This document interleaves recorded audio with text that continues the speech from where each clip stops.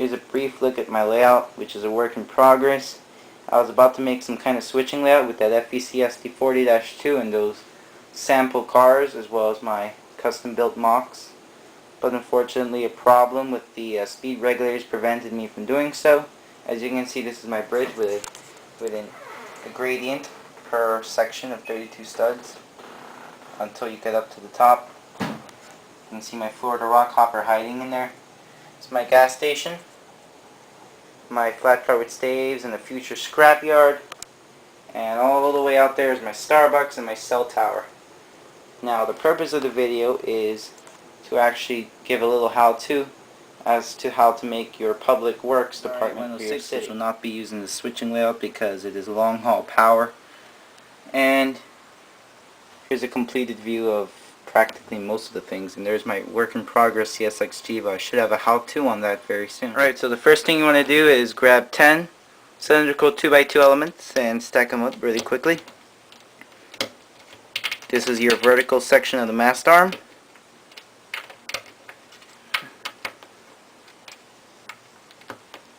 The Technic axle may be recommended for better strength, but I don't have to do it right now.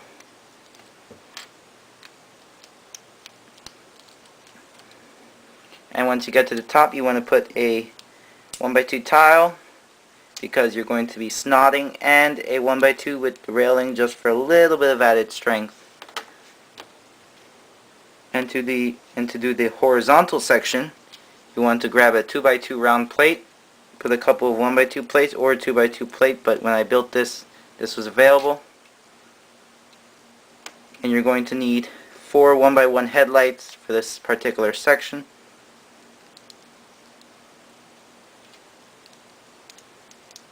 This allows you to connect the pieces on the bottom as well as on the top if you want to put an extra light pole.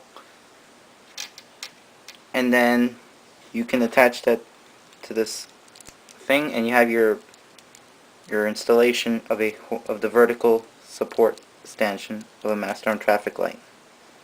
Now here's where the versatility kicks in. Here's how to build a Miami-Dade illuminated street sign.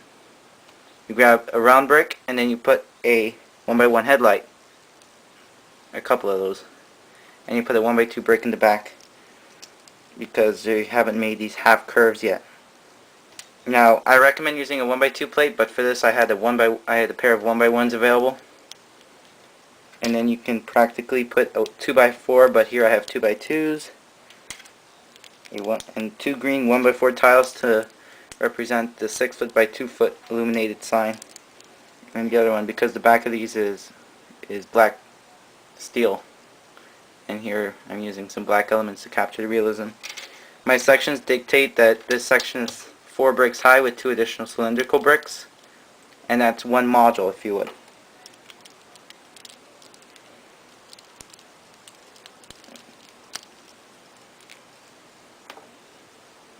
Now to get the lights, you want to do almost the same thing as the illuminated sign, except you'll use a jumper instead, because Miami's lights are not that wide. They don't have the discs around it for the sunlight. And what I use is a 1x3 plate to have the green, yellow, and red aspects. And here are my transparent colored round plates.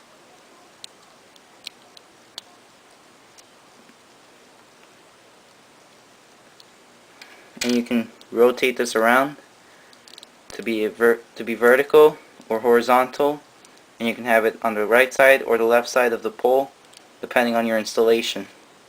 My sections are 3 of these bricks.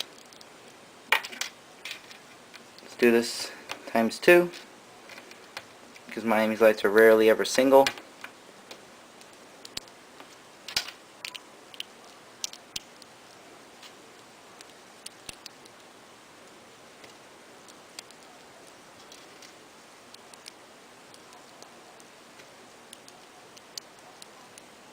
And to connect it, we have a couple of round bricks. Now to do a sheet metal sign, you're going to do the same thing, except I prefer to use a gray bumper. But again, that's a personal choice.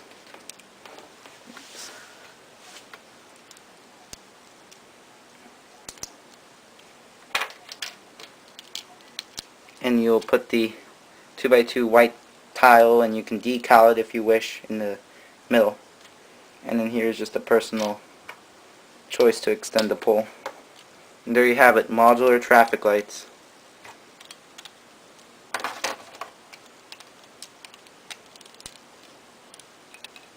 Oops.